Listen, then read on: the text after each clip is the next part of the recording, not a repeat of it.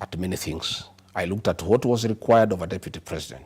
In the end, we all settled as a team on Gachagua because he's an astute debater, a fantastic grassroots mobilizer, a disciplined and tireless political operative, a successful elected politician and businessman, a principled politician of tremendous resilience and fearless fighter for the right cause, an indefatigable champion.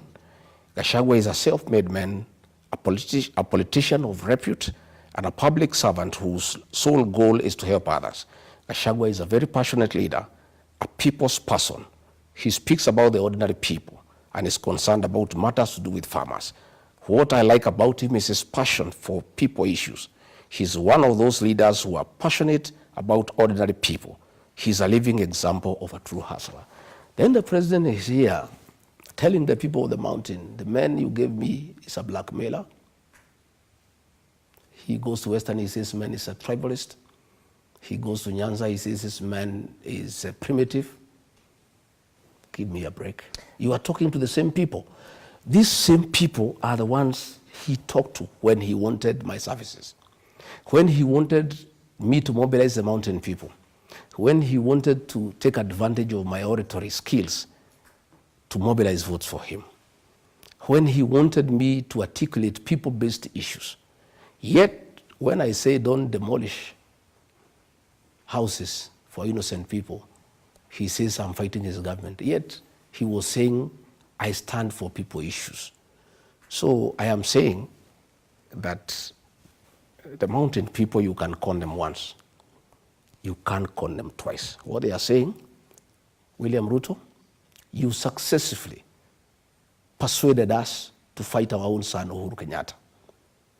Please, you cannot persuade us to fight Rigathi Gachagua because we now know you. You came and told us that Uhuru Kenyatta is bad because he is working with Raila Odinga, and Raila Odinga is a very mad man and a very dangerous man, the Lord of Poverty. Today, you are working for him everywhere. Then the mountain people are looking at him and saying, is this the same man who made us hate Uhuru Kenyatta because he was working with Raila Odinga? Today, he is singing praises for Raila Odinga, taking him all over Africa to be the king of Africa. Right. And he wants us now to believe him, that Rigathi Gachagua wanted 10 billion from him. Is this not the same man who came here and told us that Uhuru Kenyatta is a drunkard? Is he not the same man? Now he is here again, telling us that our son, Rigathi Gachagua, is incompetent. Our son, Justin Muturi, is incompetent. Our son, Moses Kuria, is corrupt. Our son, Metheka Linturi, is corrupt. Mr. President, I have no capacity to advise you. Nobody can fool the mountain people twice. You fooled them once, they feel very sorry about it. They actually feel very low and very down. I want to assure you, your tricks are now known, your games are known. You will never again in your lifetime make the people of the mountain fight their son or their daughter. They will never do it. You made us hate Uhuru Kenyatta. Okay. You made us humiliate him. You told us bad things about him that were not true. You said he was incompetent. You are the one who is incompetent now. It is very clear for everybody. Everybody is incompetent except you. Even now you are saying your new Mr. Yesa is very competent. You are the only one who is competent. Everybody else who disagrees with you, everybody else who has a problem with your modus operandi, anybody else who has a problem with your leadership is incompetent. Okay. You are the only competent person in this country. So, and with all due respect, we'll treat what you've said earlier on as allegations because you still haven't substantiated them. I have to ask you this because it's a multi-pronged question.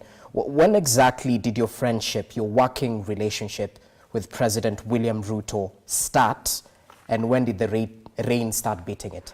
Probably before we come to that, you said that he said I fight small people. I don't fight anybody. He says that I was fighting Farouk Kibet. Farouk Kibet is not a small man. He is a co-president in this country. Farouk Kibet runs the government. Everybody reports to him. The Inspector General of Police, the head of public service.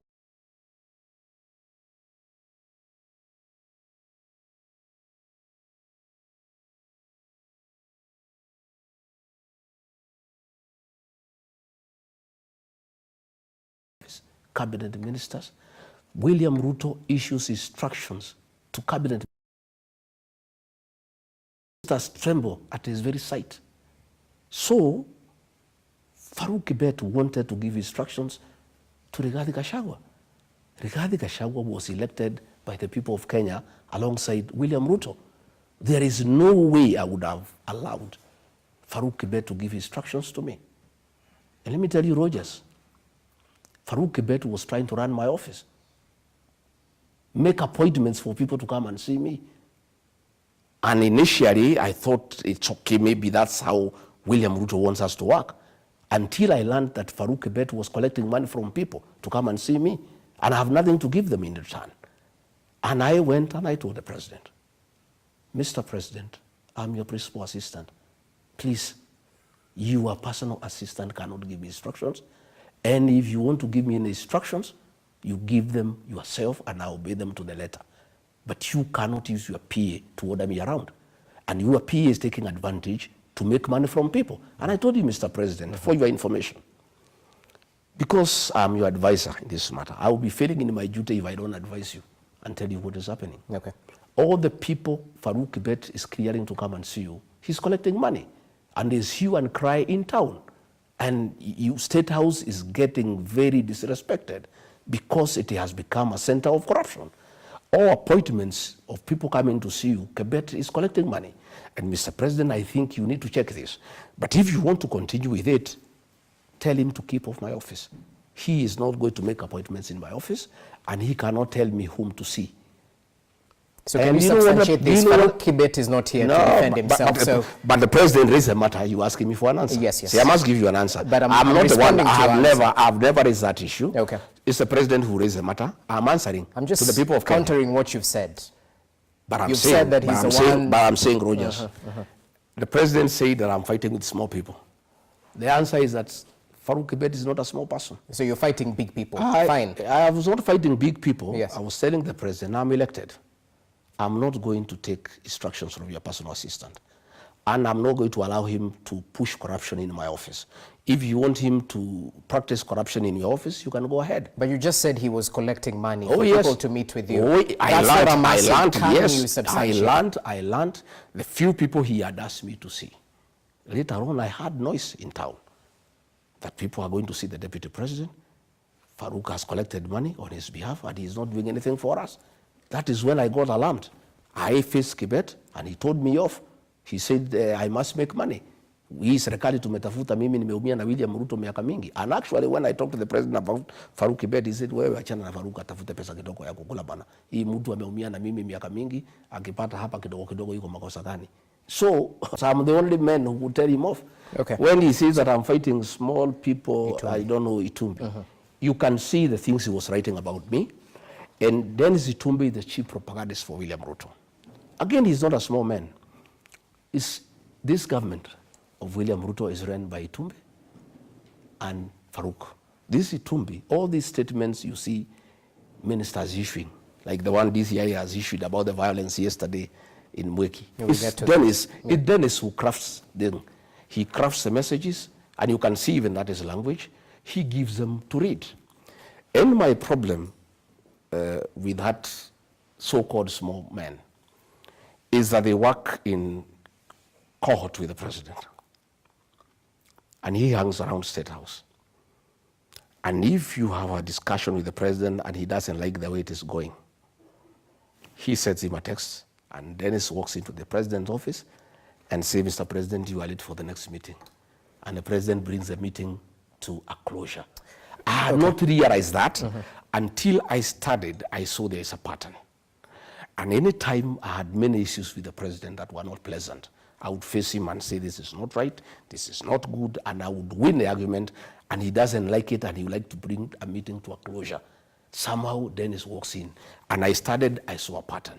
So one day, we were launching, the president was going to sign, he was going to sign the housing levy law, bill into law. And I was with the president in his office, the two of us, and I had a very hot conversation with him. And I was telling Mr. President, Kenyans are not interested in affordable housing. And people are very unhappy about the taxation. And Mr. President, only a fool doesn't change his mind. Let us relook this thing, and please, from the feedback I'm getting from the ground, and Mr. President, I was elected with you. I mean, it's my job to tell you what the people are saying. And since we are elected together on a joint ticket, when I see we are going down and I don't tell you, it is not fair. Then when we were just continuing, I think he took a phone, Itombe comes. And he said, Mr. President, we need to go. And I told Itombe, my friend, next time you interrupt me when I'm with the president, you know who I am. Get off. I am the deputy president. I was elected with the president here. Who are you to come and interrupt our discussion? Do you know what we are discussing? The president just looked and said, I think we go. Okay? So that is how I raised that issue. And I told him, Mr. President, how do you get these people to come and interrupt a meeting with your deputy all the time? So that those are the issues we were saying. Well noted. I was fighting with small people. Just to take you back briefly, because we're stuck of time, how much did you fund President William Ruto's campaigns? No, I will not go into that. It's not necessary. I don't think I need to go into the details because I was also a candidate. Okay. I did not necessarily fund William Ruto. I funded the campaign because I was part of the campaign. Okay. And I don't think I need to go into those details. Then tell me this, when did the rain start beating your friendship? When exactly? It's not friendship, Lily, but we went into a covenant with the president. And the president was here many times, here in this house, down, beaten, harassed, frustrated, and he would come here for comfort. And my wife would pray for him, and we went a long journey from 2018 all the way to 2022. And I believed him and I trusted him. And since I'm a man of honor, I took his word for what it was. And we agreed many things, but we never wrote anything down. And that is a mistake that I made, that I regret today. And my community, the Mount Kenya people, regret today.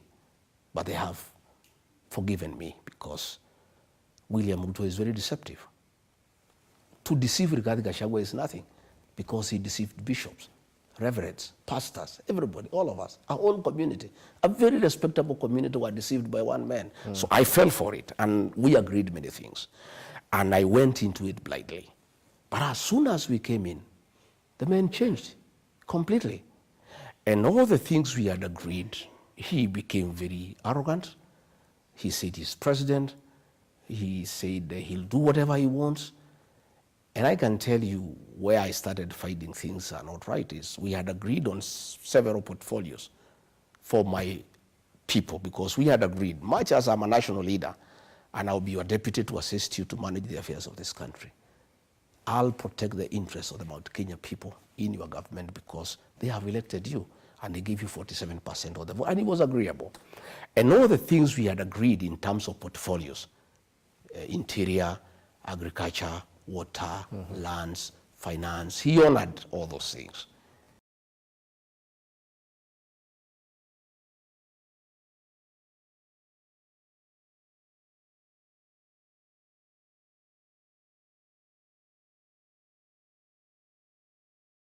Without any reference to them.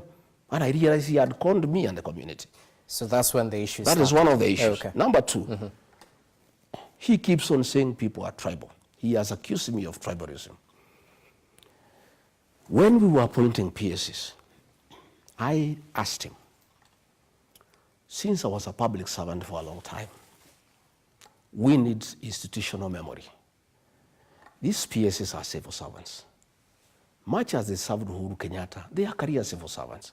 Mr. President, why don't we retain several of them for continuity instead of bringing everybody who is new? He said, no, hiyo watu wa Kwende, hiyo ni watu ya Azimio, ni watu ya Uhuru. But there were some PSs who were retained. No, let me explain. Let me explain, that's where I am. He said, wa Kwende hiyo watu, sitaki kuwaona. We'll get our own people, they will learn on the job. I said, Mr. President, We are new, me and you, we have just come. If we have new ministers, we have new PSs, the country must continue. Why, please, from my people, from my community, the region, I have 5-6 people I would like you to retain. And for you, as you can retain what? Then we are, okay, he overruled me, I kept quiet. Then we worked on it and we agreed on the list. And we got all new people, okay? And I went home. All new people? All new people, in agreement between me and him. Okay. I came here. At 7, the list had changed. From his community, he retained 5 PSs. From his community, he retained Belio Kipsang, he retained Julius Koril, he retained Kipto, he retained Kimtai, and Dr. Tum. From my region, he retained one guy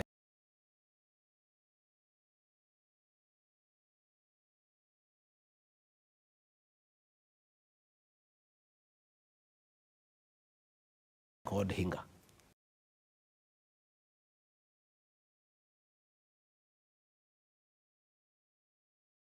This is not fair. You have started shortchanging me right in the beginning of our government. He told me, wewe Rigathi, wewe ni kumpafu sana. Kama you want to be the appointing authority, my friend, you run for president, you can appoint the PSs you want. This is my government. Now ukwende, and he switched off the phone.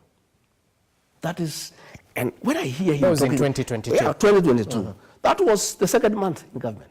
So when I hear him talking about tribalism, that Rigathi Gachagua is tribal. When you look at the way he reappointed PSs from his community and chased away all the other PSs from all the other communities, except his own community. When you look at the appointment of CEOs in parastatus, there are more than 60 from his community. And he talks about tribalism. You know, I've heard him saying hatutaki ukabila.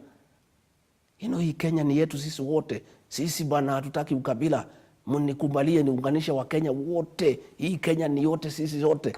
Then more than 60 CEOs of parastatus are from his community. Okay. That is where I just realized things are not what I thought they would be.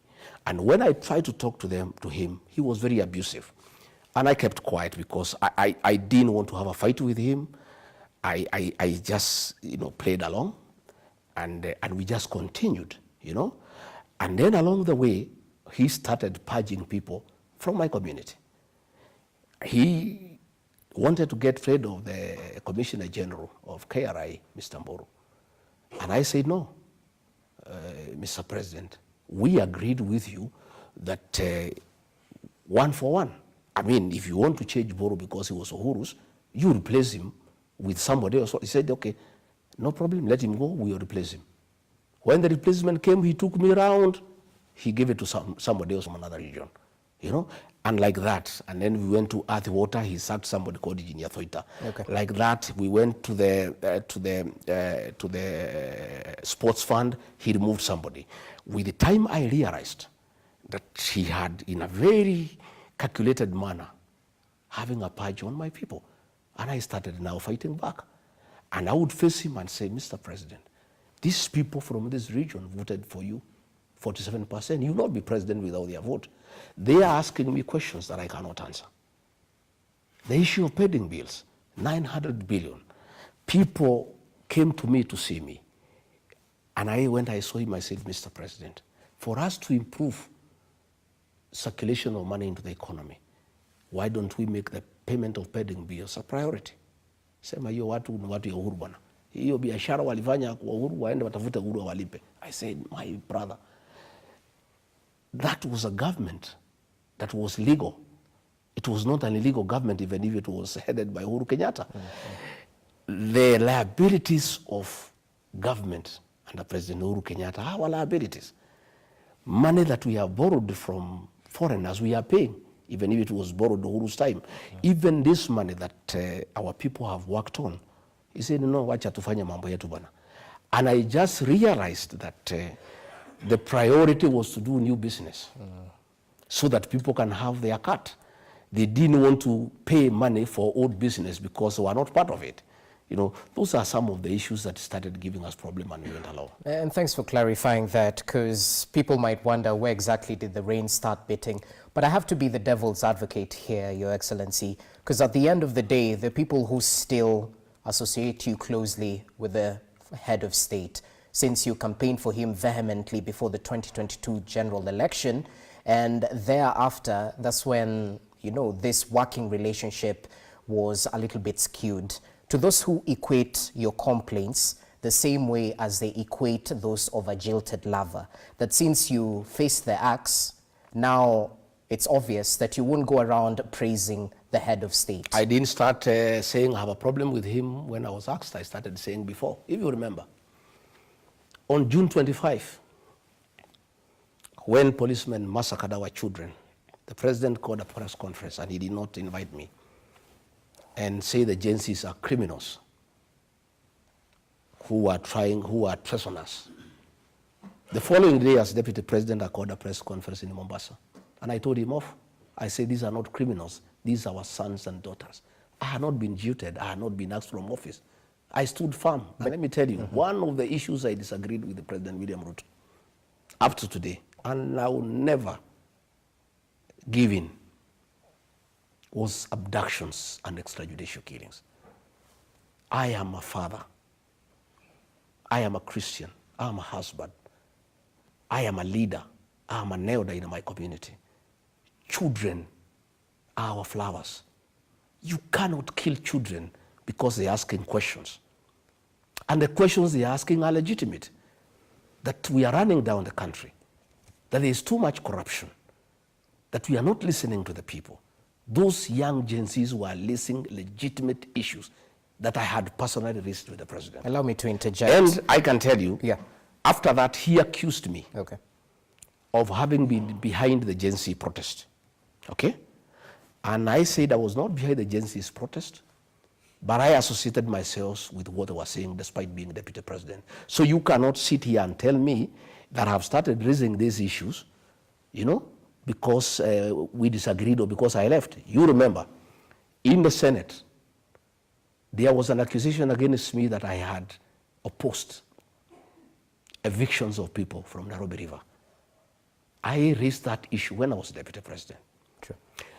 There was an accusation that I rejected the haphazard relocation of traders from Wakulima Market. I started disagreeing with the president a year ago. Our disagreement around October was the culmination of a whole year of total disagreement. Okay, but I'll have to voice what critics say. At the end of the day, weren't lives lost during the 2023 Azimio protests? Did you speak vehemently against it? No, that time, the first 1 year. The first 1 year. Briefly, as we take a break, yes. The first 1 year, I believed in the president. And you heard him excuse me that I was not defending government programs. Wewe kushasikia Rigathi akienda kwa TV kutetea housing program. Wewe umesikia Rigathi akienda kutetea education model. The first 1 year nilikuwa naenda, and there are clips. Until I realized the affordable housing is a fraud. It's a business venture between the president and DEFCI to sell cement, to sell steel, to sell mabati. I stopped defending it. Well, DEFCI is not here to defend No, he's not here, but I'm just saying. Okay. And I stopped defending it. And even the president tried to tell me to go to TV to defend the housing program. I told him I'll not go. When I learned the university model is not working, and it was very unpopular with the students and parents, I refused to go. So he wanted me to go and defend Adani, which is corruption. I refused to go and defend. He wanted me to go and defend Shah. Okay. And it's corruption, I refused. But you know, my question, I am saying... Allow me to ask you. Yes. Because my question is centered on the 2023 Azimio protests. Did abductions start in 2024? They started in 2024. They started in 2024? Yeah. The real abductions, and I can tell you... There's no fake abductions. No, I'm just telling you, when it became clear to me, is when 101 officers from the administration police, on the authority of the president, were transferred to the National Intelligence Service and given very extensive training, is when we started getting people complaining that people are disappearing. And I went into it, and I started seeing signs that are not good signs. And I faced the president more than 3 times. And he feigned ignorance. But when I came to check, I found he knew what is going on. These abductions were being done by the National Intelligence Service. And I had a problem with them because I am a very straightforward man. Okay. And I spoke very strongly in the National Security Council. And I said, Mr. President, let us not treat the symptoms, but diagnose the problem. Okay. These Hold on young to people, that we need thought. to find out why they are complaining. Yes. Killing them, abducting them, is not a solution. Hold on to your thoughts. We take a short commercial break. Do stay with us. The Wamunyoro bombshell continues in just but a few.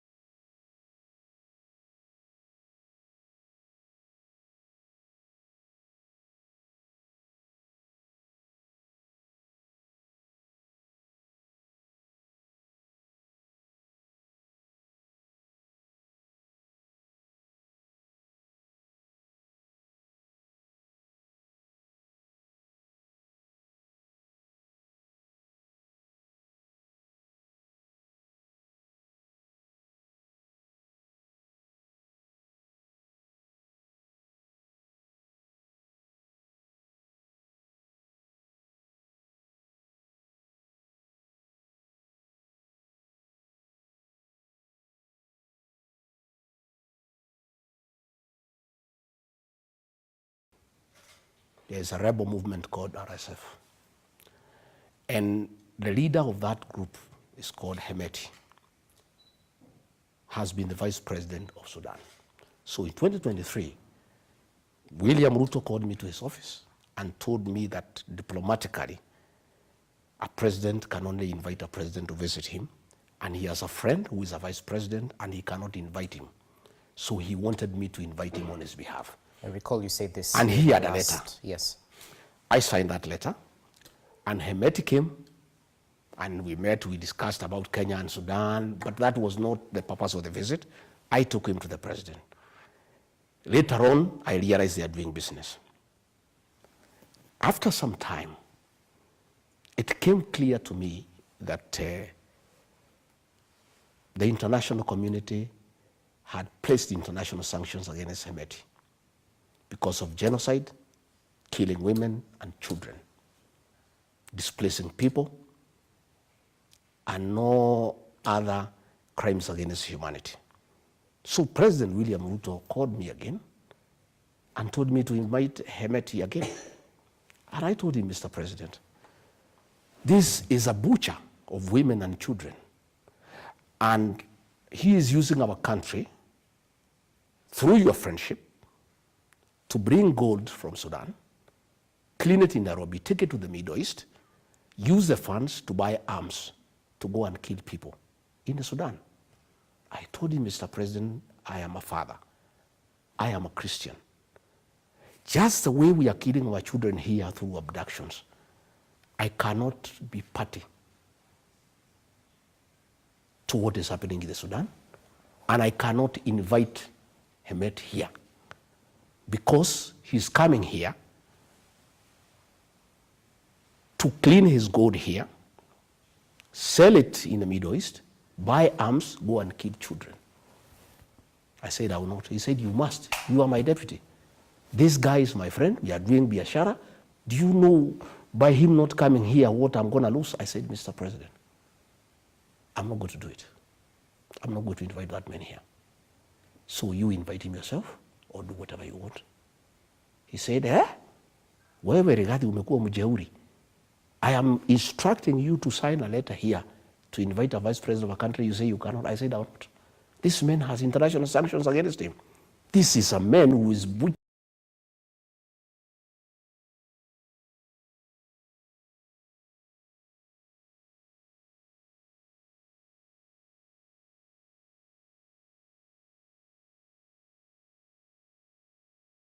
Mr. President. I'm a Christian. Go down. And then he told me, well, Taniona. I am tired of you. You are a very difficult character. You are the worst mistake I've made in my 35 years of politics. I regret having nominated you as my deputy. You are a very difficult character. I am president. I'm telling you to do, and you say you are blackmailing me that you are going to disown the letter. I refused. I want to say this. For the deaths occurring in the Sudan, the real commander of RSF is not Hemeti, it's William Ruto, because for a movement to succeed, it needs money.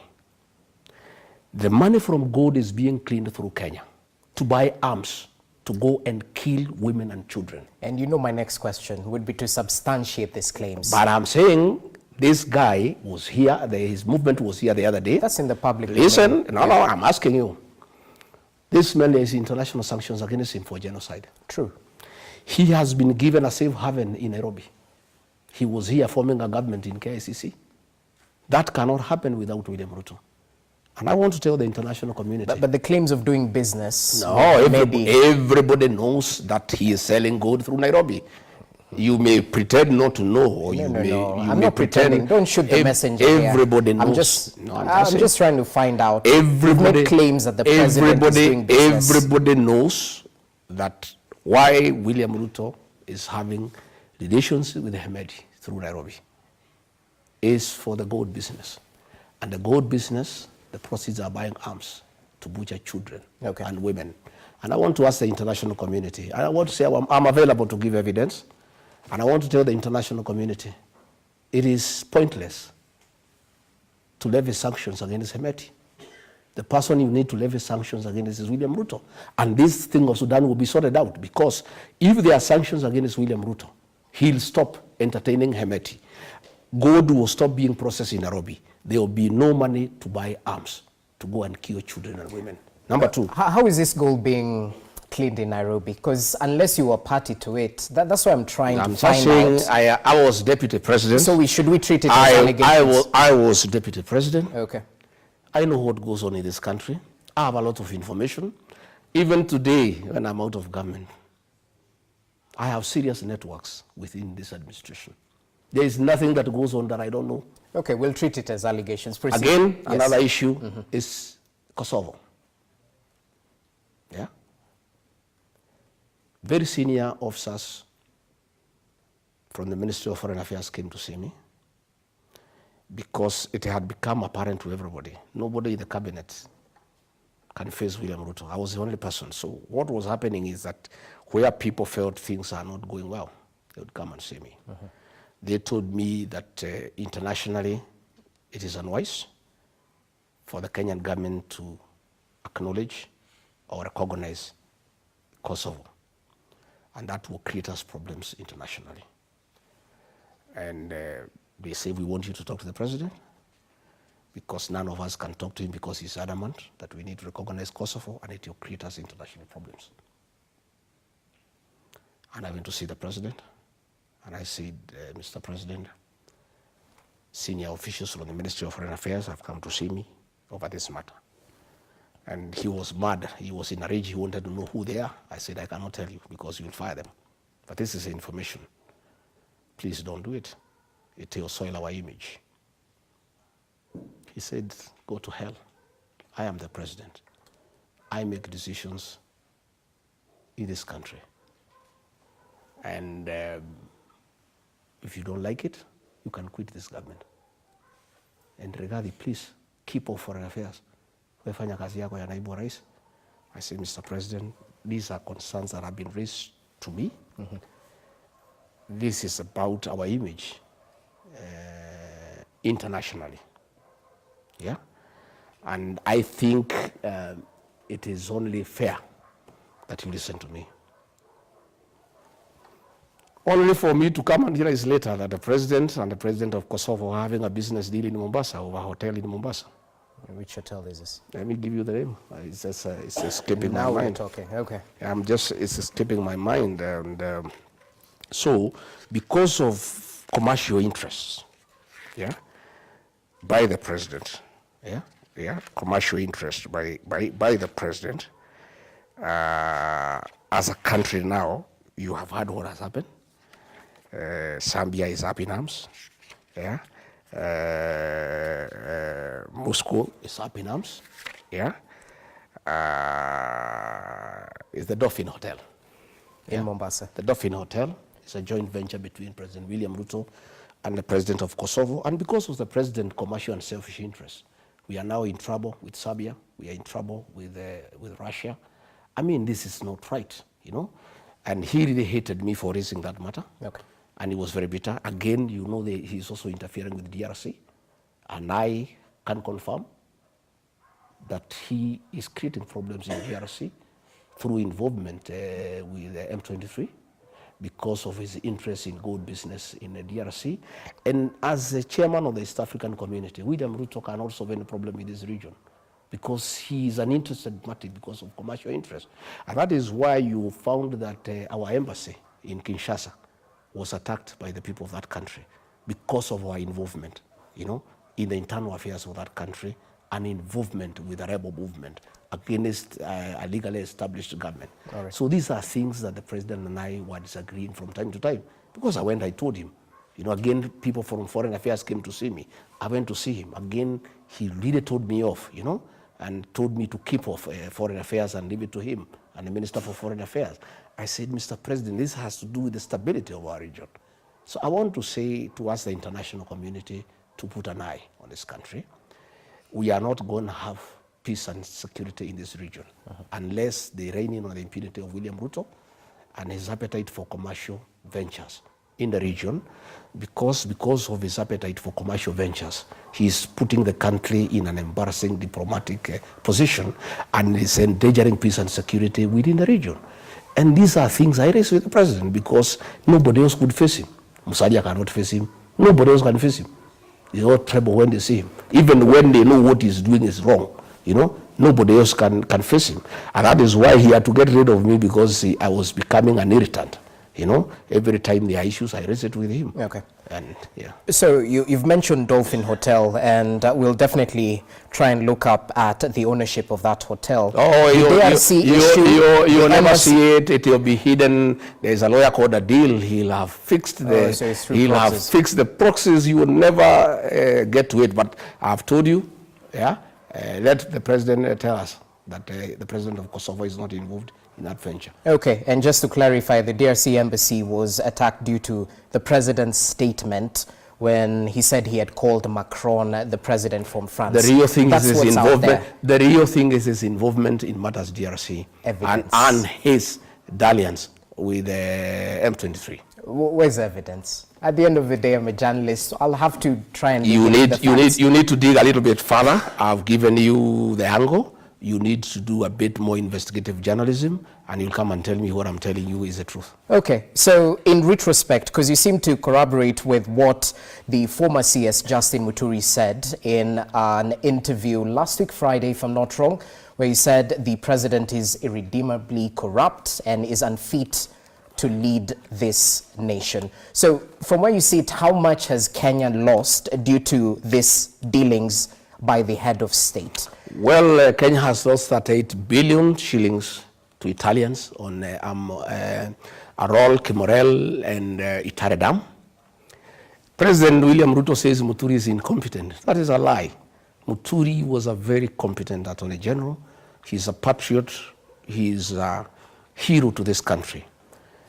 President William Ruto had serious problems with Justin Muturi because he would never agree to give a nod to corrupt deals. Justin Muturi was ordered by President William Ruto to sanitize Arol and Kimorel, and he refused. And the president said the case between us and the Italians, we had a very weak case. And he told the president, no, we have a very strong case because these people never delivered anything, but they were paid 38 billion shillings. So we have a strong case. He said, no.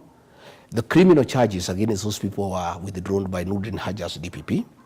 And the president picked a team without Muturi to go to Italy, headed by his private lawyer Adil as chairman, Nurdin Haji and Kennedy Ogeto, to go and sanitize Arol and Kimorel. And that happened. And Muturi was not involved, and the president was very bitter with Muturi. In fact, I heard him saying Muturi is incompetent. One day, I heard something. We were in a place called Kanyambora on the 7th of August 2024. That is just after he had removed him as AG and appointed him as Minister for Public Service. So I heard him telling the Muslims that he had a very incompetent AG. You know, he has double speak. This is what he told the people of Kanyambora. William Ruto says different things depending on whom he is talking to. When he wanted to please the Muslims of their issues, he says Muturi is incompetent. But when he was in Embu in Kanyambora, to please the people of Embu, he says something different. He says, asanteni sana watu wa Kanyambora kwa kunipatia huyu Justin Muturi.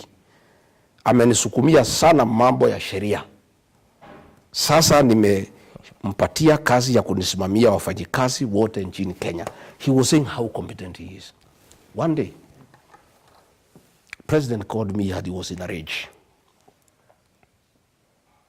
Actually abusive. Wewe Rigiji, huyu mjinga, mbele huyu naitwa Justin Muturi, ni mjinga sana. Can you look for him? Umwambie, I am his appointing authority, mimi ndio rais. I've called him, I've given him instructions to sign some documents, and he's saying he cannot sign. You tell him, kama utamuongelesha Kiembu, umuongelesha Kiembu kama ndio atasikia. Ya kwamba if he does not execute those documents, I want his letter of resignation akifika Nairobi. This is while he was AG. Yeah. I said, Mr. President, calm down. What is the problem? He said, hiyo mtu ni mjinga, mlevi, very incompetent fellow. Hii mtu uliletea, ulitoa hii mtu wapi? He was very quarrelsome. He was almost abusing me. So I said, okay, Mr. President, let me talk to him.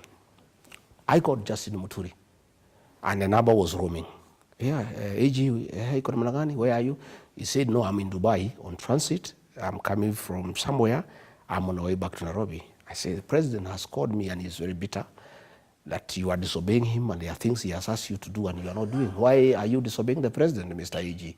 He says, no, president has asked me to sign them documents in the lobby of an international airport. Documents I have not seen, documents I have not verified, documents I have not authenticated. I mean, DP, how do I sign things that I don't know? And it's about $1 billion US, and these are things that I don't know. And these people, DP, I'm very unhappy. They called staff from my office. President is telling me, your people have worked on it, just sign. And nobody told me that they have called people from my office. I cannot sign. He said, the president says you resign when you come. He said, no problem, I will resign, but I will not sign. Nikanyamaza. So nikaenda kutafuta president baadaye.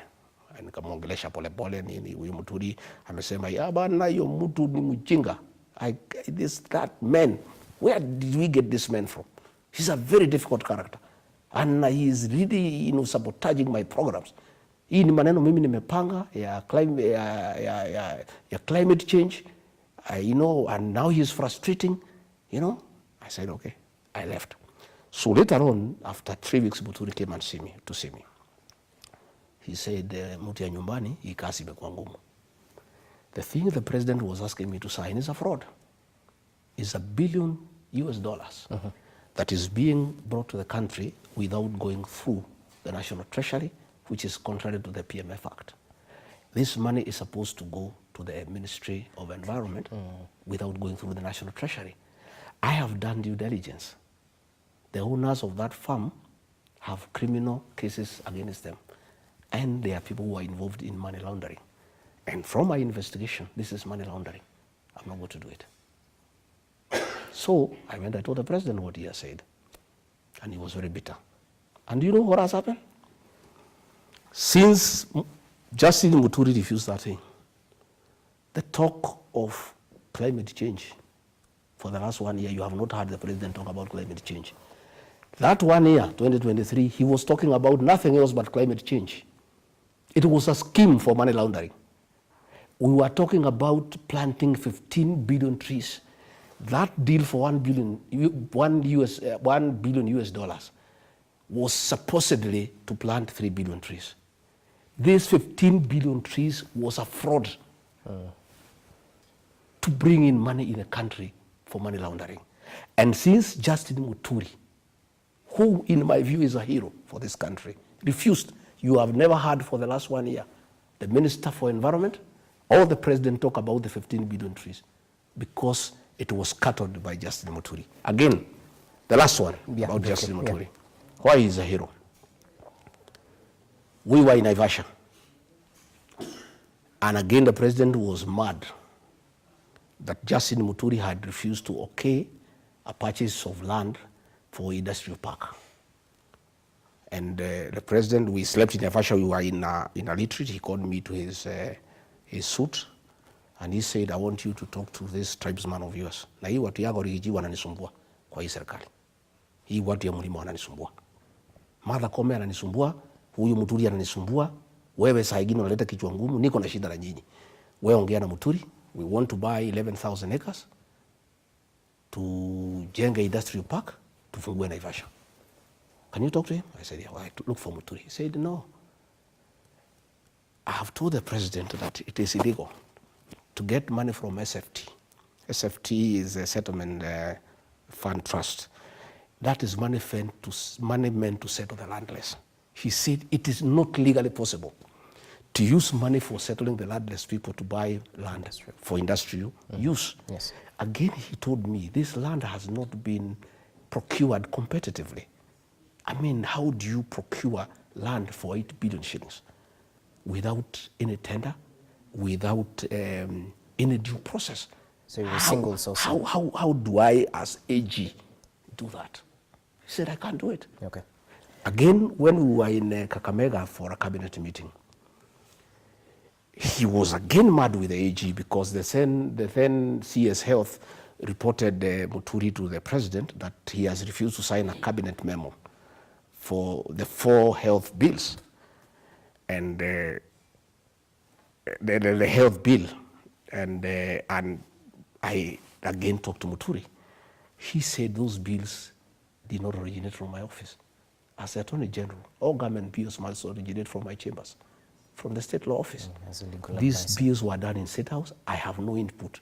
How do I append my signature to something I have not originated? So the fight between William Ruto and Justin Muturi is, one, he refused to okay corruption. He refused to own bills that he has not originated, and he refused to be twisted by the president to allow money laundering in the country. And to me, again, the president is calling him incompetent, the way he called me incompetent, the way he called Uhuru Kenyatta incompetent. Anybody who doesn't agree to what he is saying is incompetent. The same with the Mithika Linturi. And I had a fight with the president, myself, because President William Ruto was Minister for Agriculture during the Kibaki time.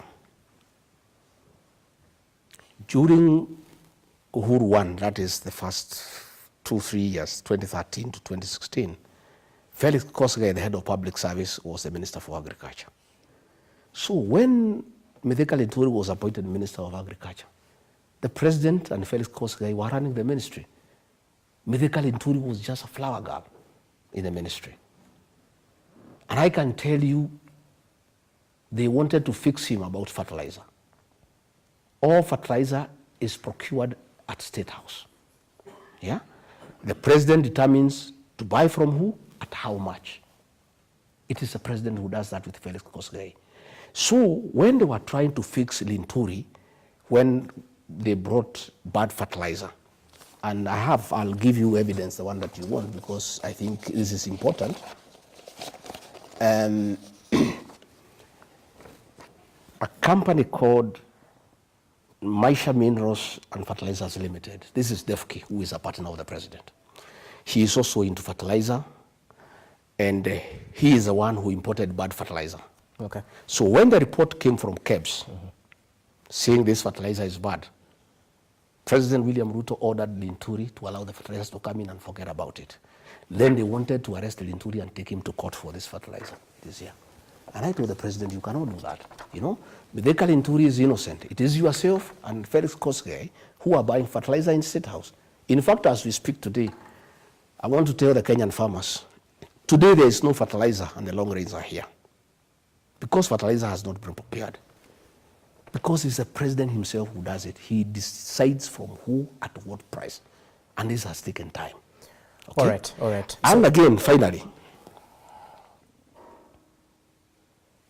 the Russian government gave us 40,000 metric tons of fertilizer. The donation. It was given to this man called Maisha Minerals by the president. And another 30,000 metric tons from Algeria given to the same man.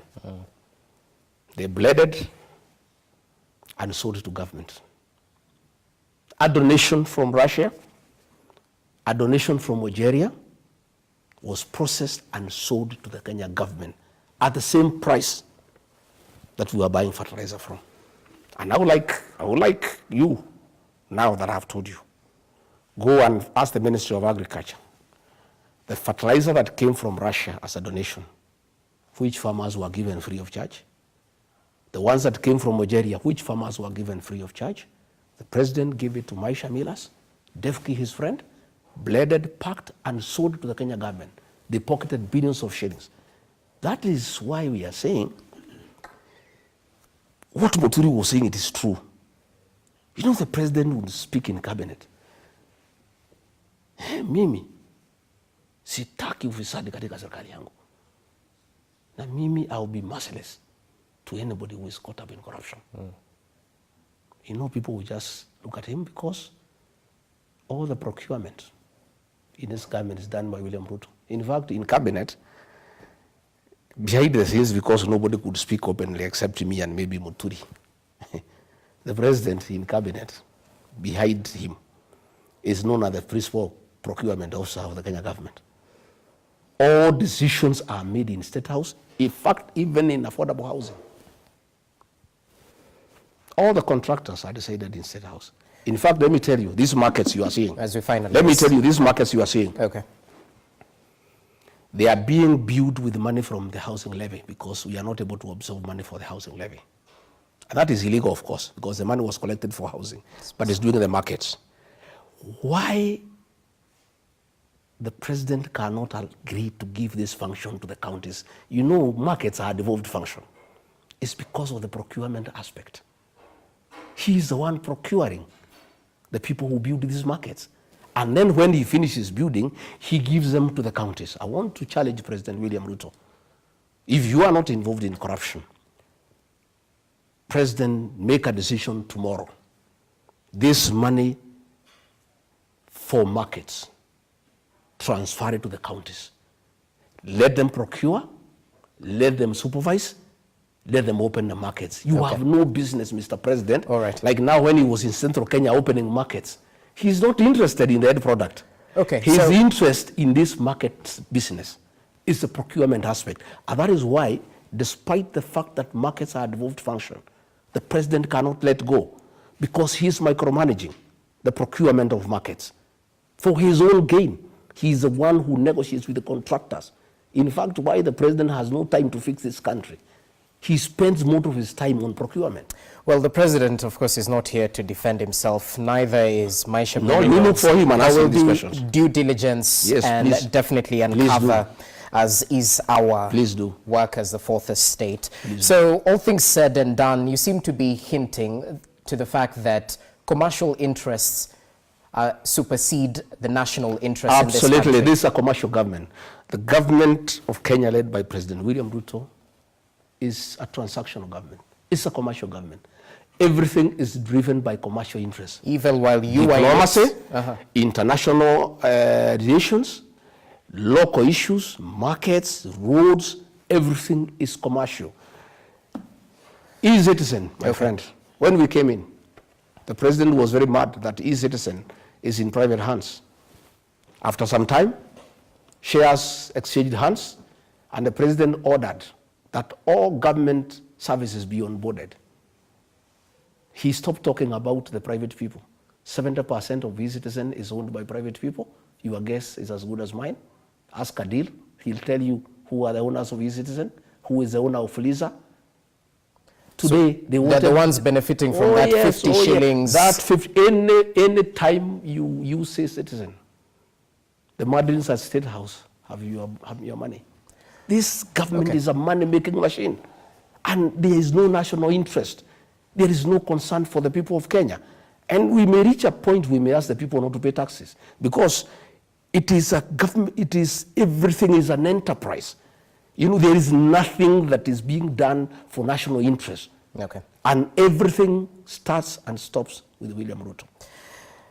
So we haven't been able to canvass one issue, and that's to reflect on the president's 5-day campaign-styled development tour. I hope that passes with you.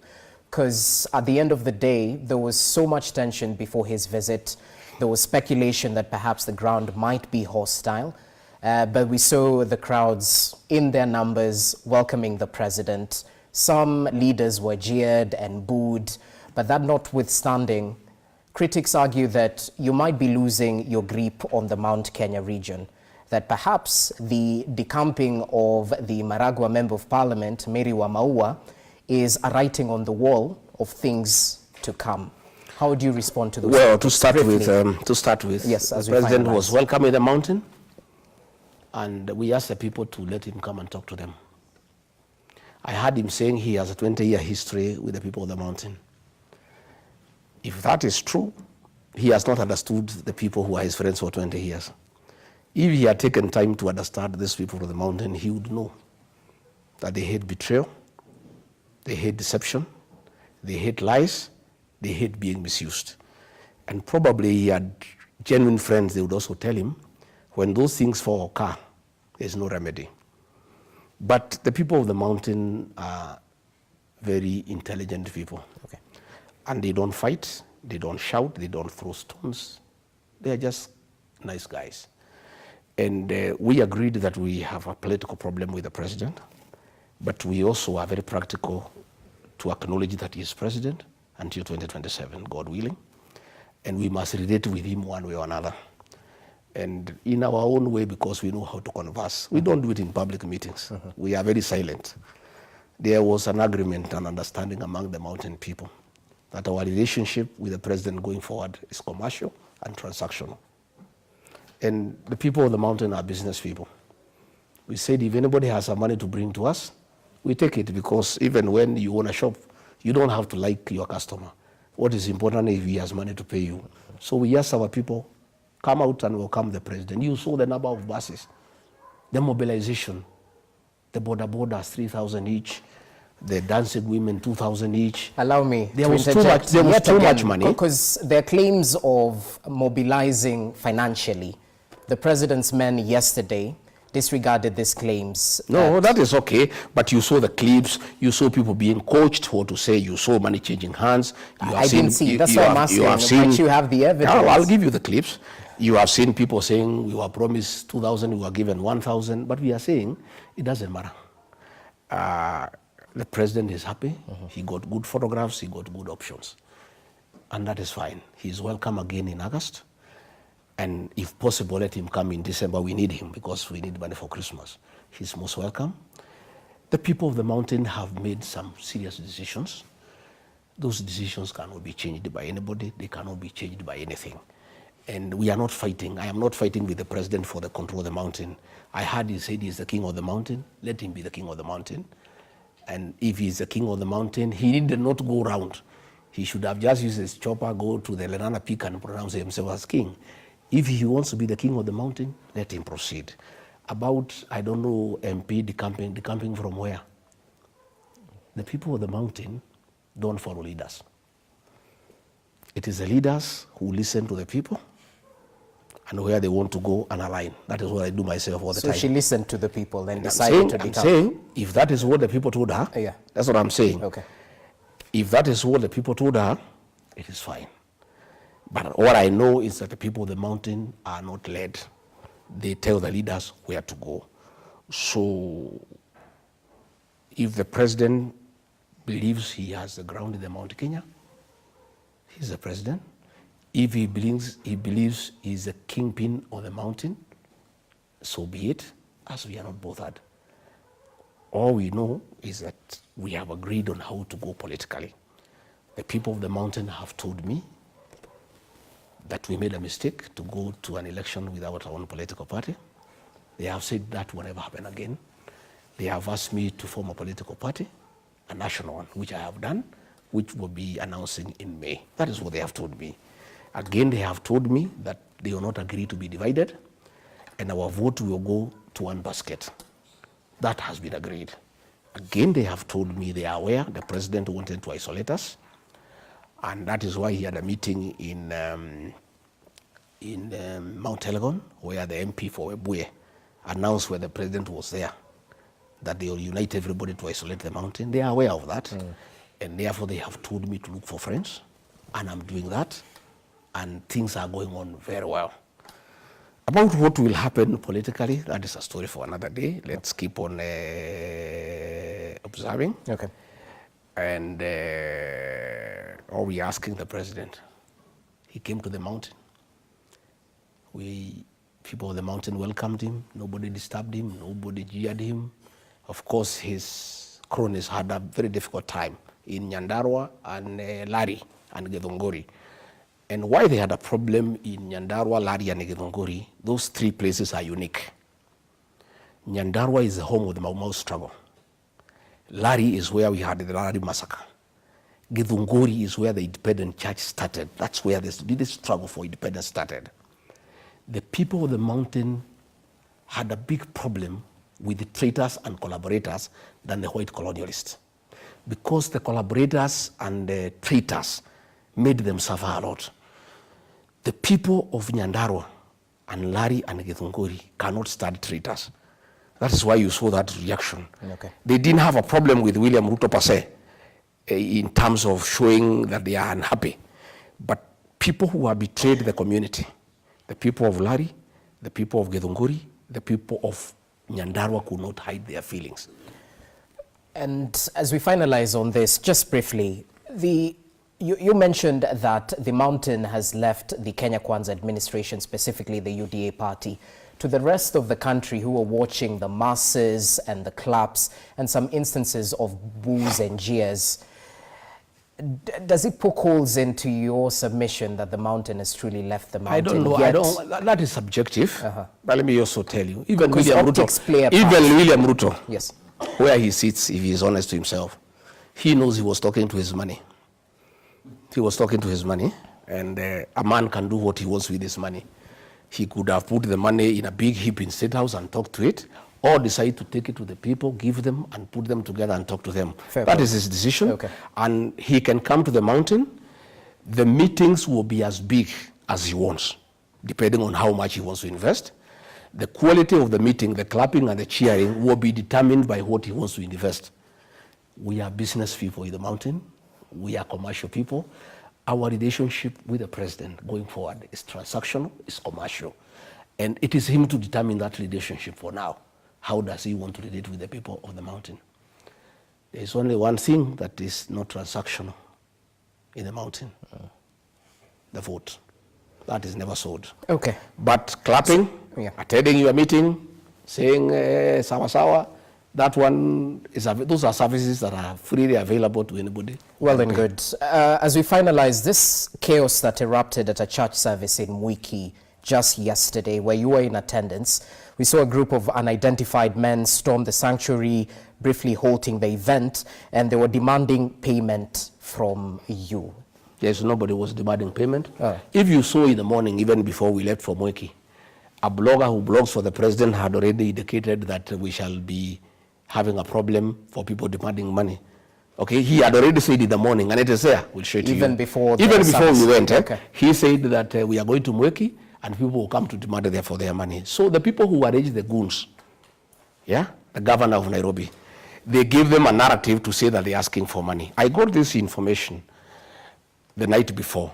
I have people right inside government, in police, DCI, National Intelligence Service. And that's okay, but at the end of the day, we're looking for proof. I am just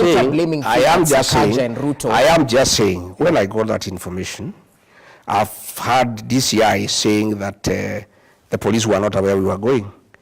In the morning, I put a message to the DIG, because he's the one who told police not to attend.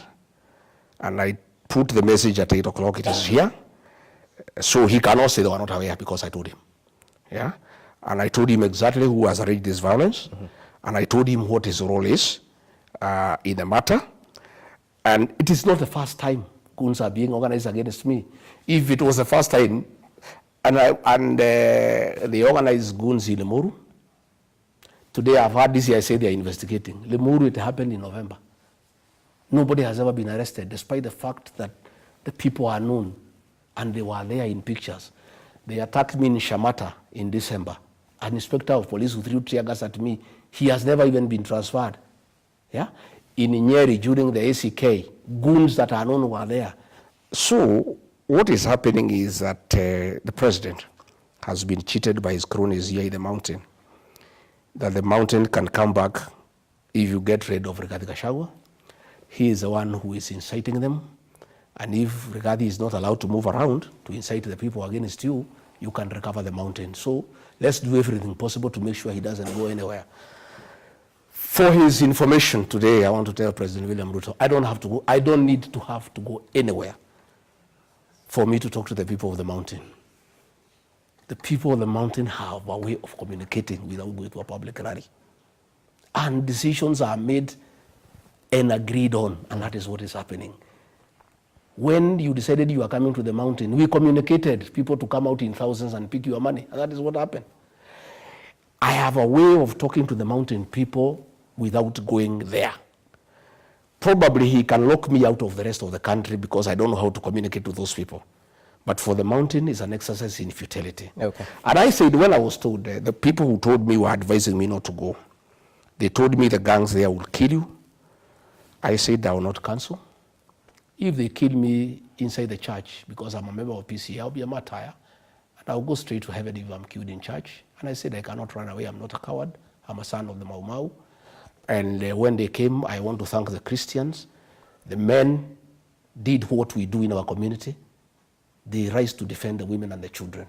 The women and the children's comfort for safety, but the men joined with my people, fought off the criminal gangs. So to the naysayers who might argue that, and of course, chaos at the pulpit is unfortunate and something to be frowned upon. Not even at the pulpit, anywhere, generally. Chaos are unfortunate. Yes. So to those who might push a narrative that, lightning just doesn't strike the same place twice, perhaps this is something set up to bring out the emotions of voters, to sort of bring the empathy, to those who might say that this was stage managed. That is a narrative by the government, and it's a stupid narrative. It cannot go anywhere.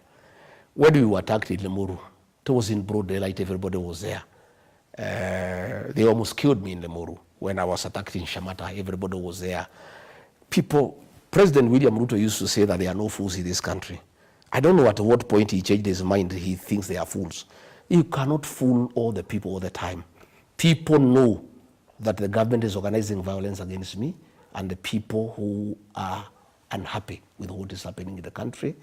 But I want to say we are not intimidated. We are not cowed. We'll stand firm. I have asked our people not to retaliate, but the young people are telling me now this is too much. And that is what happened in Wake yesterday. And much as we have told our people not to counter these gangs, I'm not sure that will happen anymore from what happened yesterday in Wake. Okay. They'll be countered because really, if the police do not want to keep law and order, the Deputy Inspector General of Police is the one who told the police to keep off. I've heard DCI saying that they were not aware. They were told not to keep off, and they called us, policemen from Wake. We are told not to come. So if the police do not want to keep law and order, if you want this country people to take the law into their own hands, there's nothing we can do as private citizens. Even I was told when we are having this interview, the local member of parliament back home there was saying he'll organize goons to attack my Wamanyoro home to distract the attention of the people from this interview. If they want to attack my home in Wamanyoro, let them go ahead. They can touch the house, they can do whatever they want to do. My former PA, who now works for the president, was even saying that he'll organize people to attack my businesses in Nyeri town. They can go ahead and do whatever they want to do. What I know is that our people have made certain decisions. Those decisions will not be changed by them harming me, by them burning my house, by them burning my property. It will just solidify the resistance in the mountain. It will just harness the rebellion in the mountain. And the more they do it, the worse it becomes. Whatever little gain the president may have made in that trip was cancelled yesterday when Goons attacked us in church. Okay. The people of the mountain are very Christian, and they believe in God and the sanctity of places of worship. By government sending people, and the conversation in the mountain last night was, this reminds us of Kiambaa Church. The impunity. When Goons, when 35 women and their children were in a church in Kiambaa, and Goons went and touched them inside the church. And when they tried to save the children, they say, let us die, but let the children not die. They removed the children through the window. These Goons took the children back to the church and burnt them. What happened yesterday, the message it has sent to the mountain, is that the same people who had the impunity to burn Kiambaa Church and people inside are back, and we are noting, we are observing. And it has brought a lot of emotions. These are wounds that people wanted to be healed and forgotten. These are some of the things that our people had forgiven, but they have brought them back.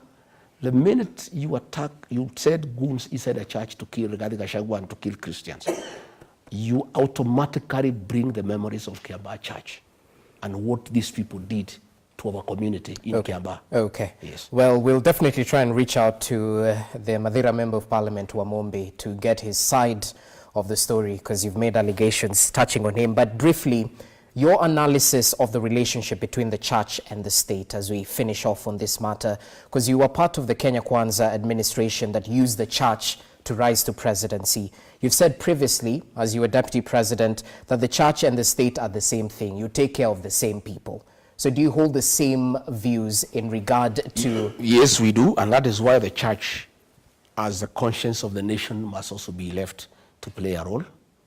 Now that the government has captured the opposition, now that the government has captured parliament, the church must speak for the people, you know, because we serve the same people. And they also want the improvement of the welfare of the Kenyan people. So let the church speak. Let the church be allowed an opportunity to comment on what is going on. Let us not, persecute the church, because I had some politicians saying, let the church leave the politics to us. There's nothing like that. Okay. The church leads people. All these things is about the people. It's only that people play different roles, but it's the same people. Mm-hmm. The welfare of the Kenyan people is important to everybody, from the state to the church. And people must be allowed to comment freely. And what we saw yesterday is interference with the freedom of worship. Okay. And I want to ask our young people, especially from our community, don't take little money and harm your brother and sister. It's unfortunate that these people, the government is taking advantage of people who are not employed to really misuse them and give them money to harm other people, destroy property. I would like to plead with our young people. Much as I know you are jobless and you are having problems, there is still an opportunity where you can earn some money without hurting somebody else, without destroying property, without creating chaos, without creating mayhem. Right. There is still that opportunity. The clarion call has been received. So, in terms of freely commenting, I'd like you to react to a comment by the CDF General Charles Kahariri, who not too long ago questioned the Ruto must go chance in reaction to the digital space being used for digital dissent. Not too long ago, equally, we saw the Inspector General of Police during a political gathering. He spoke briefly away from politics, but his presence spoke a lot. He mentioned that he was there for security, to plan the security ahead of the president's visit in the region. But if you put these two things together, as much as the police is independent and the military should be apolitical and not suppress the freedom of speech, don't you think that this Ruto must go chance can actually incite an unconstitutional action? I don't think so. Ruto must go is a clarion call for preparing people for the general election. Moi must go was there. Moi was not even a candidate in 2002, but it was there because he had a project. That did not lead to any unconstitutional change of government. I think people are just gearing towards the election, and our constitution guarantees the freedom of expression, freedom of speech. If you feel dissatisfied with the performance of William Ruto and you say he must go, you have committed no crime. You will be able also to express yourself on the ballot. What the CDF said is very unfortunate. The military is most trusted institution in this country, and our military is very professional and is respected. That is why you find we have been called to oversee peace missions by the UN, by the AU across the world for years, because our military has been very, very professional. That's why you find even when the military came to the streets during the Gen Z were marching with the soldiers because they have confidence in them. I don't want to advise General Kahariri, but having worked with the President William Ruto, I want to tell him to be very careful. I saw the way IG Japheth Kome was set up by President William Ruto during the Gen Z protest. He set him up, go and say this, go and say that, go and say this. And then when there was too much pressure, he called him in my presence and asked him to resign. Probably the general has been told, go and say this so that there is public backlash, and probably prepare a way for his exit. I am not sure, but let him be careful because I know President William Ruto. IG Kanja spoke in Kikuyu in Nyeri asking people whether they are happy that the president has come. He has no business as IG to go and market the president in Nyeri or elsewhere. That is not his work. And even if he was there to keep security, that also begs a question. How insecure was the president that he needed the IG himself to be in charge of his security detail? It has never happened. I see the regional commanders take charge of the president when he is in a region, together with the presidential escort commander. I've never seen an IG take over, the security of the president, unless you tell me that the president was having a serious challenge in Nyeri. What I know is that Douglas Kaja was tricked by Mr. Yesa to come on top of the vehicle and speak so that they can set him up for public backlash, so that if they want to exit him, they have somewhere to start. That's the way they did to Japheth Kome. I want to ask IG Kaja, I want to ask General Kahariri, be careful. The president has been a purge of people from our region. Probably you are being set up, and you be careful. Be very measured in what you say. Remain very professional. Please don't allow the president, don't give him an opportunity to find a reason to exit the two of you, because I know him and I know what he's up to. I have seen the way he's going. The other day, he removed our 5 chairmen, Dede Nyoro, Wanjiko Mohea, James Gakuya, everybody. He removed John Metho, he removed Nyoto, he removed Murango, he removed Karungo Thangwa, and replaced them with people from Western, people from Nyanza, people from Coast. The president, since he removed me, has just been removing everybody. And one of the things we used to disagree with him, I will never allow him to remove our people. And since now there is nobody to defend, because his assistant has confirmed publicly that he has confirmed publicly. So he cannot fight for the mountain people. The president will do whatever he wants. So General Kahariri, IG Kaja, please be careful. Don't set yourself up for slaughter, because I can see when I look at the public outrage, probably the president has just tricked you to make some funny comments so that he sets you up for slaughter. Just the way he had told me to talk about the shareholding, he set me up and then used the whole thing to exit me. So he told you to talk about Yeah, he is the one who had told me, wewe hii maneno ya watu wetu wale walitupigia kura, wewe pigia debe, wewe pigia hao debe. Then he used the same thing to set me up. So I think General Kahariri, Kanja, I think the president is setting them up. Let them be careful. Okay. I'd like to pick a few questions from our viewers as we conclude our conversation right here. One of them being that, and I think they're reflecting from what one of the president's men said yesterday, because he was asking, how can you lead a country yet your statements are divisive?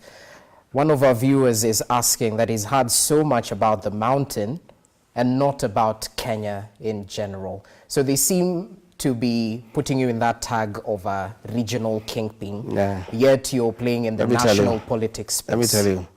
William Ruto is a master of false narratives. He created a narrative against Uhuru Kenyatta that he's a drunkard. He created a narrative against Raila Odinga that he's a witch doctor. He is creating a narrative against Rigathi Gachagua that he's a tribalist. When I fought for Gen Zs, they were not from the Mount Kenya. When I went to northeastern Kenya to give food during El Nino, those people were not from Mount Kenya. I speak for the Kenyan people. But I also come from somewhere. And there are some people who expect me to stand up for them. And again, my brother, when these people go to meetings, they say that they'll gang up and isolate the people of Mount Kenya. What do they expect me to do? They expect me just to keep quiet and let them isolate Mount Kenya? When the president is purging the people from the community, they expect me just to keep quiet and let him purge the people from the community so that I'm seen to be national? I am a nationalist. When I talk about the payslip holders, when I say the president has raided the payslip and a new administration that I'll be part of will restore the dignity of the payslip, is that about Mount Kenya? When I say Kenyans are being overtaxed, is that about Mount Kenya? This brand of trying to brand me as a tribalist is William Ruto. You saw him trying with the Eden Duale, trying to create a wedge between me and the Somali community. Simply because I said, Nuruddin Haji is not doing his job properly. They try to create a narrative that I have something against the Somali. Let me tell you, the Somali community and our people are one. We are business people. If you go from Thika here, Sagana, Karatina, Narumoro, Nyanyuki, Meru. The Somalis are everywhere. If you go to Isili here, the Kikuyu community and the Somali community are one. And we work together. And myself, I do business with the Somali community, you know. And there is no way the people of Mount Kenya can survive business-wise without the Somali community. But simply because I talked about one individual, they try to say that I have something against the Somali community. I'd like to assure the people of the Somali community, yourselves and the people of the mountain are one. We are business people. And by the way, the Somali community are good people. You know, they are trusted. You don't even have to write anything. These things I had agreed with William Ruto. If I had agreed with the Somali, I would not be here in this position today. They would keep their word. So that narrative of trying to say I'm tribal is William Ruto. And that is why you see, when he went to the mountain, if he was a man enough, why didn't he talk about me anywhere in any meeting? Why didn't he start in Kirinyaga or in Embu and say Rigathi Gachagua is a tribalist? He wouldn't. Because the people know, when you say Rigathi Gachagua is tribal, you are actually fighting the people of the mountain. All right, all right. How come President William Ruto is cheating the people of the mountain that he has a 20-year friendship with them, yet he superintended over a meeting where the Honorable Wanyama said the people of the mountain should be isolated. William Ruto was the last speaker. How come he did not admonish him and say that is wrong? And then he's here cheating the people of the mountain that he is their friend, yet he is the one who is very busy, you know, crafting a narrative, you know, trying to get 40 versus 1, what he did to the people of the mountain between 2005 and 2007. Because the Pentagon, William Ruto was the most active person of mobilizing all other communities against the people of the mountain. Okay. So your claims on the president's commercial interest in DRC seem to leave more questions than answers. A couple of viewers are asking that Rigathi hasn't told us who Ruto is working with in M23 because the rebel group is part of the Congo River Alliance. Is there any other president in the region that is working with Ruto to extract gold from? I'll not talk about presidents of other federal countries because it's not right for me to do so. I'll talk about my president whom I elected and whom I have a right to criticize and to tell the people of Kenya who he is. I will not talk about other presidents. I'll just talk about President William Ruto because he is accountable to the people of Kenya, I being one of them. So how is the president involved in these gold dealings in DRC? He has been having meetings with M23. And that so is having why, meetings substantiates... What do you think, what would you be discussing? It could be a peace process. What peace process? I mean, how can you do a peace process outside the Uhuru arrangement? The Rwanda, yeah. I mean, let him work through President Uhuru Kenyatta. President Uhuru Kenyatta is leading the peace process. Why is he having a parallel or engagement with the M23? If there is nothing sinister. Someone else is asking, do you believe the president is sincere in sending Raila Odinga to ease the tension in South Sudan, considering that you doubt Ruto's take on Sudan? Well, I talked about the Sudan, not Southern Sudan. Oh, yes. Now he's asking. But I don't know. William Ruto are two different people. What he says in public, what he does in office, in private, are totally different things. You know, and in fact, most people who came to the mountain, like 20%, wanted to see whether he's the same person who used to come and talk to them, because all the things he told them, he has done the exact opposite.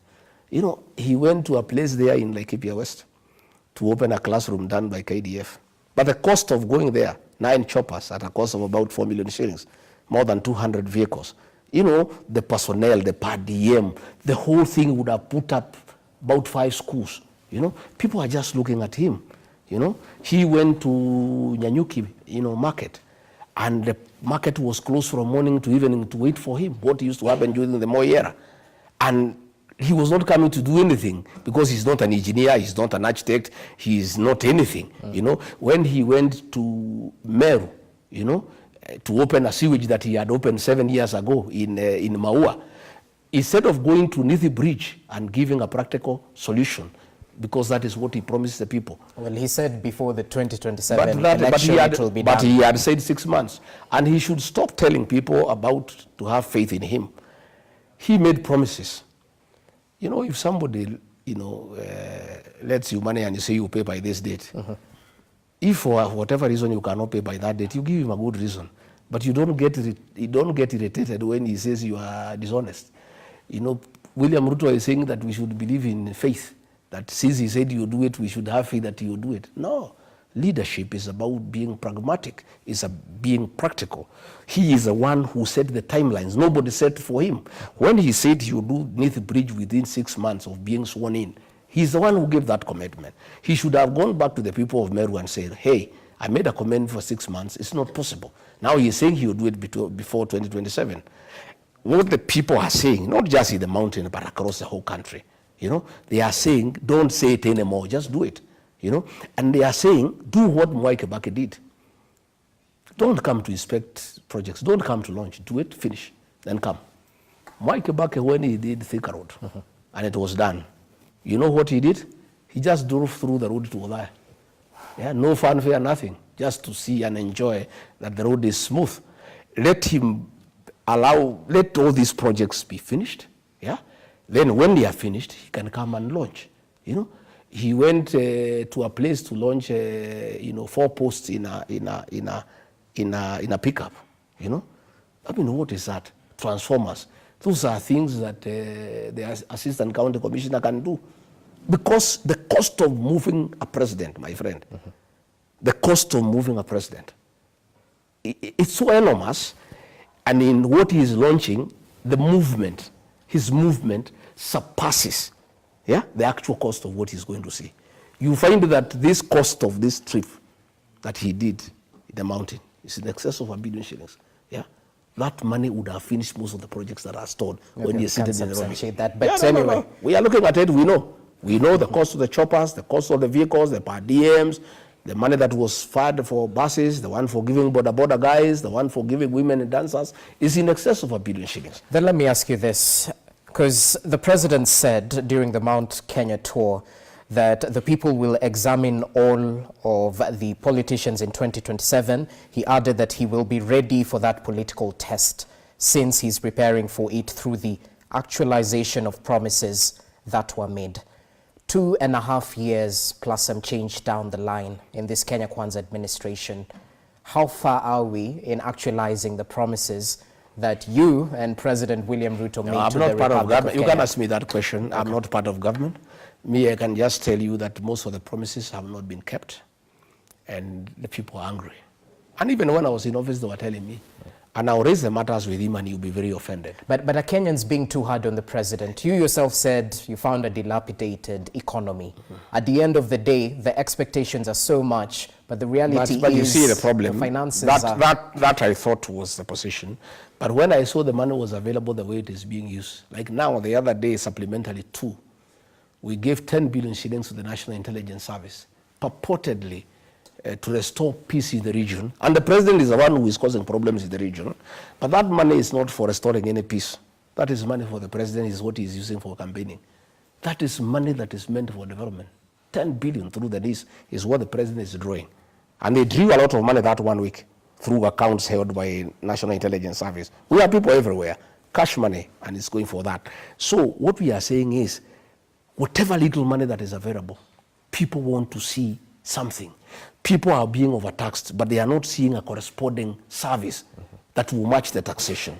People ordinarily wouldn't have a problem with paying taxes, but people would also want to see their taxes are being used appropriately. Okay. So when they see you with 9 choppers going to open 1 classroom in Laikipia West, people feel very offended, extremely offended. You know, when they find the money meant for taxes is being used to bribe people to attend meetings, people get very offended.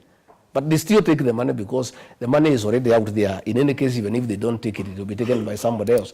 But taxpayers are very, very, very offended by what is happening, the misuse and misappropriation of resources that are meant for development, that are meant to improve their lives. Okay. Yeah. As we finalize, because we've definitely bought into the prime time and we were supposed to conclude a little bit earlier. You mentioned that in May you will be launching your political party, that all things are ready, considered, and it's just waiting for the launch. For those who might question that, you know, you still have an impeachment hanging over you and you're locked out of office, what exactly is the end goal? And the last time we were talking here, you said that you could force a mini general election. Is that still in the plans? The matter of the impeachment is before courts of law. The matter is fairly straightforward. The MP say they voted me out because I said they will lose their seats. So there was nothing constitutional. The president says I was voted out because I wanted money from him. If I wanted money from the president, there's nothing unconstitutional about it. So it's very clear, really, that there was nothing, and I'm sure the judges have taken judicial notice of these pronouncements, that all the MPs are saying they had to get rid of me because if they don't get rid of me, I'll get rid of them. So I believe the law will take its course. But as I told you, the right to vie for office is absolute, it's protected in the Constitution. And our Constitution is very clear that you cannot be barred from running for office until you have exhausted the available remedies in law. That is fighting your case all the way to the Supreme Court. We have not even started, So if the matter is not concluded before 2027, I'll fight for whatever office I want to fight for. If I want to fight for president, I believe I'm qualified. If I want to be whatever, I'll do whatever I want to do. And that matter is being used by my opponents to tell people the mountain, don't follow this man, he cannot run for office. I don't have to run for office. I have a responsibility to unite my people, to make them relevant in the national political discourse. I have a responsibility to craft a political party, a political vehicle for the region so that they can participate in a meaningful manner in a general election. I have a responsibility to mentor young people, which I'm doing. I don't have to be in office. My friend, many people think about positional leadership. Leadership is defined in many aspects. You have positional leadership, you have charismatic leadership, you have traditional leadership, you have effective leadership. I am in effective leadership. Today, how do you explain I'm not the deputy president? I hold no office in this country. Every talk, in every meeting, the whole country is about Rigiji. You cannot talk a man, everybody is talking about a man who is nothing, who has no influence, who is not a leader. How come? The president himself called a press conference to discuss me. All his people discuss me every day. If you look at the headlines, they just talk about Rigiji. Because Rigiji is a leader. He is a movement. He has people behind him in millions. And whether he has a position or not, is that he is a leader because a leader is somebody who has followers. And if I had no followers, nobody would be bothered about me. That is why they disrupt my meetings, because they don't want me to talk to people. Because they know, one, I'm persuasive. Okay. I have powers of oratory.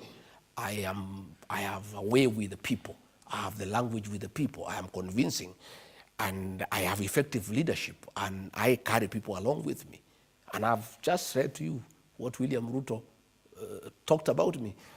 What he said then, that is the true Rigathi Gachagua. What he is saying today, and something I was saying, he said, and he said, that's why you see William Ruto is a pathological liar.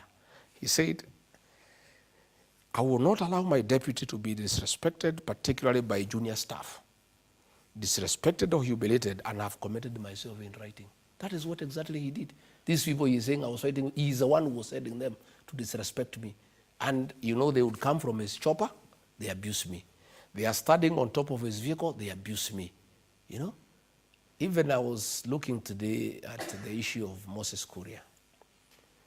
Moses Kuria is one of our most bright leaders from the Mount Kenya region. And today he's in problems. When Moses Kuria was Minister for Trade, he is the one who started the county aggregation and industrial parks. A brilliant idea. Since they removed him from there, that project is stuck. And when I asked President why he's sacking him, he said that he's a thief. So today I'm wondering, I have seen Moses Kuria is being auctioned. If Moses Kuria had stolen anything from anybody, how come he has nothing? He has no money to pay his debts, And I knew, the issues that took place in Kenya National Trading Corporation, KNTC. The procurement was done in State House. And when they brought edible oil and rice and there was a scandal, they wanted to push it to Moses Kuria. and another lady called Pamela who has been taken to court. And they have used this thing to intimidate Moses Kuria, that they can open, trumped-up charges against him.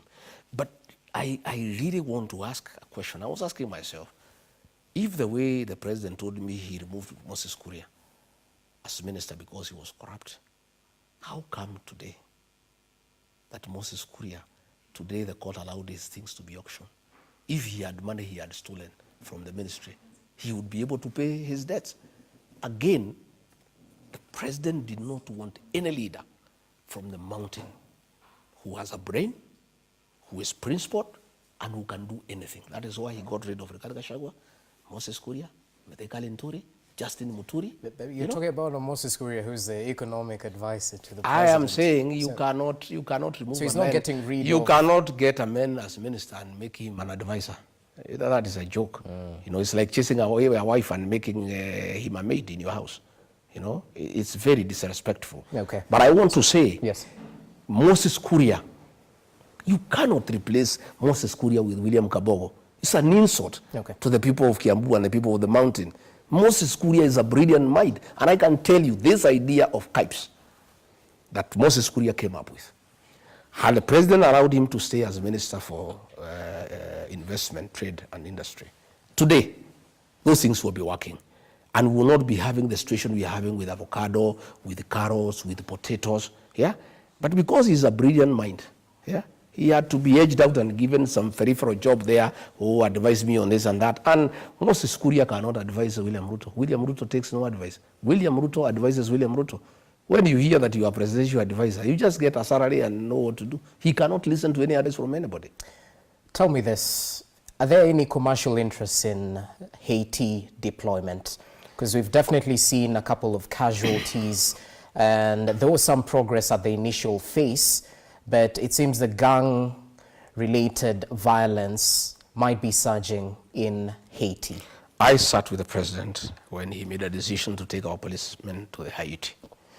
And as a former security officer in government, I did persuade my boss that I found it inappropriate and unnecessary. And Donald Trump has taught us a big lesson, that America first. What is the point of us going to help the people of Haiti when we have security challenges in this country? We have problems in the North Rift. We have problems in Wajir. We have problems in Mandera. We don't have enough policemen, yeah, to help our security situation in the country. Again, we voted funds in the National Treasury when most of our police stations have no vehicles, when our officers have no uniform. What is the point of trying to look so international to take our force to take our officers to Haiti when we have serious challenges in the country? And I think the president told us that time that the whole thing will be done by the United Nations. But I still find them appropriating money in the budget for Haiti. But he gave us a promise that we are not going to spend a cent. But I still had a problem. I told him, Mr. President, even if we are not going to spend a cent, I would rather these officers help our people here in the country because we have serious security challenges and we don't have enough officers. So, to me, the whole thing was misguided. It was unnecessary. And I think the former ambassador to the US, Meg Whitman, was very close to the president. I think she's the one who persuaded him. And because the president, that one year, wanted to look very international, to be everywhere and to look as a new guy on the space, he was willing to do anything to get an international image. The whole thing was misadvised. It was unnecessary. It has backfired. Mr. President, please, only a fool doesn't change his mind. Cancel this thing. Let our boys and girls come back home so that they are safe and they can also take care of their motherland. Just the way America is doing. They are saying America first. Ushughulike mambo yako kwanza. Wewe unajifanya mjuaji ati kwenda kusaidia Haiti na hapa nyumbani police stations have no vehicles. I had these MPs who are there telling the president we have no vehicles. These ones who follow him, Yet money, 2.5 billion has been allocated to Haiti. Why can't we have that money to purchase vehicles so that they can be able to do patrols, they can be able to do maneuvers, they can be able to secure our country and make sure our people are in peace and they are secure. Okay. In conclusion, Rigiji, all things said and done, major pronouncements have been made by you. You've substantiated some of these pronouncements, others remain as allegations. But to the Kenyan who's watching back at home, who might be balancing between trusting a man who worked closely with the head of state or trusting the head of state himself, who you've castigated vehemently, what do you tell the ordinary mwananchi, not just the Wanjiko, but the Mora, all across the country? The people of Kenya knows between Rigathi Gachagua and William Ruto who lies. It's obvious. Instances are there. All the things he has said he'll do. He said that when he becomes president, he'll give free diapers to the people of Kenya. Nothing. He said he'll supply gas cylinders to every home. He has not. He said he'll put money into people's pocket. He came and took the little that was there and took it to housing. He said there will be no abductions and extrajudicial killings. It is happening. He said he'll not interfere with the relations of friendly countries. He's interfering. He said he will not use the criminal justice system to manage politics. He's using DCI to harass Kadhoni wa Mushomba, to harass everybody. Everything that he told the people of Kenya he'll do, he has not done. It's not everything. Aren't you throwing the baby with the bathwater? There is nothing. There is the only thing. Top of my head, the hiring of teachers. The hiring of teachers against the law. Teachers are supposed to be hired by the Teacher Service Commission. The women rep for Muranga publicly said that these forms are issued in State House.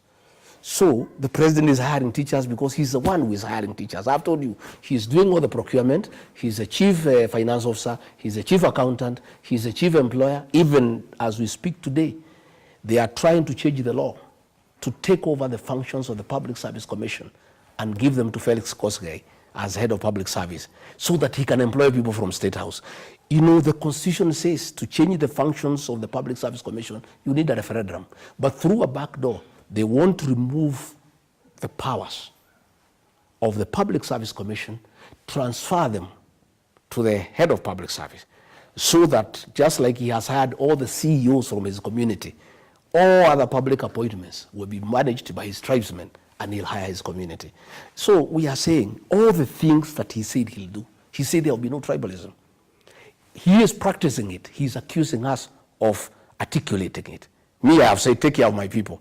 I have done nothing about it. Him, he is actually doing it.